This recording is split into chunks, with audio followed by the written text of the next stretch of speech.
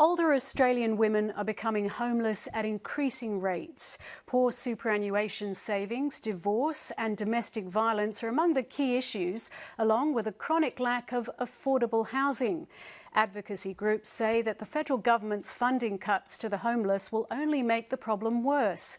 Consumer Affairs reporter Amy Bainbridge has the story.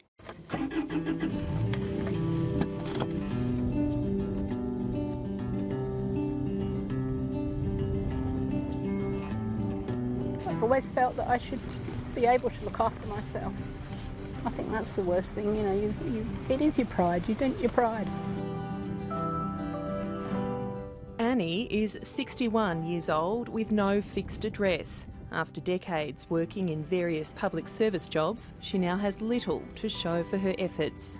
I live within my means, I've always been like that. I don't go for credit or anything like that either. If I can't afford it, I can't afford it. Annie worked full-time for many years until she became ill with lupus and had to go part-time. Then when she lost her partner, she retrained, getting a certificate 4 in mental health, but she was unable to find paid employment. In a way that makes Centrelink a little bit painful for me because I don't feel I should be on it because I have worked for so long. Annie had used up her savings to buy a motorhome. Facing poverty, she packed up and hit the road. I was for quite a while. I've been fairly miserable and didn't like this thing of describing myself as homeless and unemployed. And basically I've decided to do a mind shift and say, no, I'm not homeless, I've got my motorhome, I'm living a sort of an alternative lifestyle. I've gone back to being a hippie.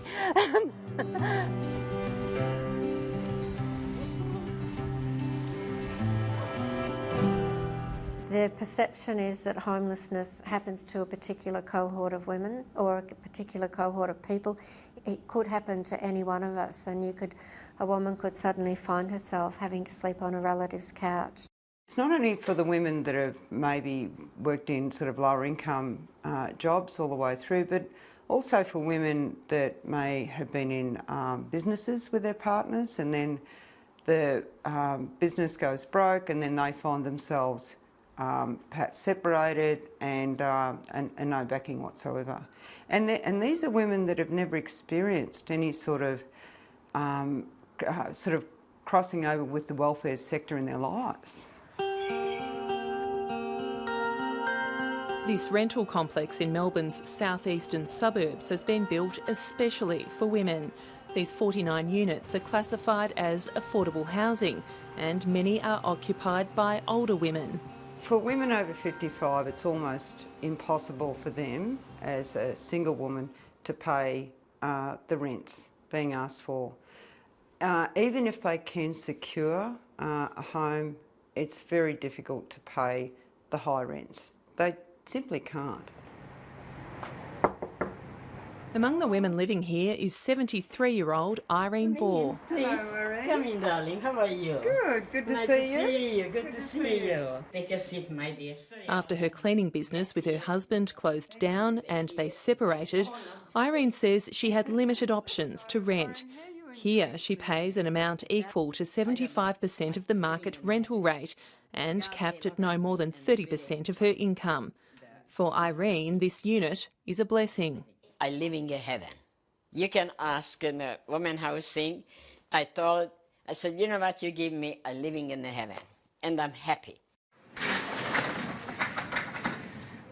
78-year-old Margaret Markland is another resident in the complex. After her husband, Ian, passed away, Margaret's financial circumstances changed dramatically. Went down from Ian having a wage come in, such as, you know, a pension come in, to me being on my own and still having to pay the rent and light, gas, everything that goes with living. My husband, my daughter. Margaret and Irene are lucky they now have a home for life at a modest rent, but their stories underline the urgent demand for more affordable housing for financially vulnerable older women. Certainly what's very clear is that older people of working age, and very many of them are women, who are still housed in the private rental market, or who for some reason or another, like divorce, loss of job, whatever, have dropped out of home ownership, as they hit retirement or something goes wrong, they get sick or they lose their job or something like that, they very, very quickly slip from being quite reasonably housed in the private rental market to being homeless. Last month, the federal government cut funding for peak bodies that advocate for housing, homelessness and financial counselling. National Shelter's Mary Perkins is deeply concerned the cut to funding will mean new at-risk groups will not be picked up. Older single women are definitely one of those groups who are going to do particularly badly out of the present policy settings.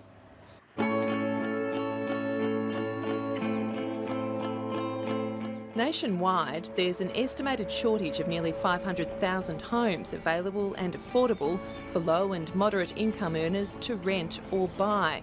And a report from the Australian Council of Social Service says women are significantly more likely to experience poverty than men.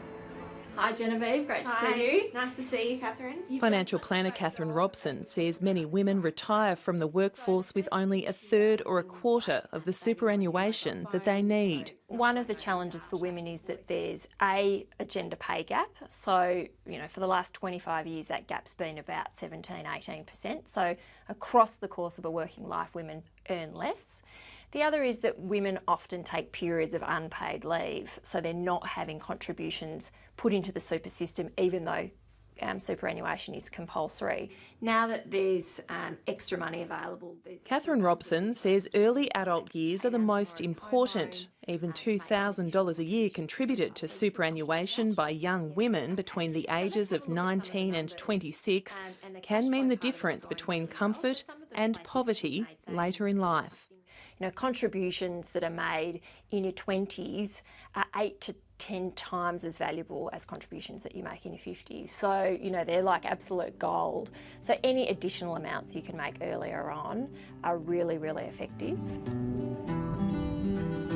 Annie says she wasn't in a position to put more into superannuation as a young woman. Well, it would have been nice to have had enough money to be able to have put money in earlier, much earlier.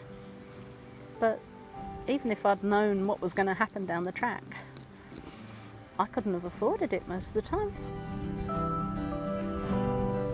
I think for myself, I'm going to manage one way or another. I've always managed, and I think I will manage. It might not be the retirement years that I wanted, but I'll still enjoy them. And I think that's the life I'll have to live out on the road.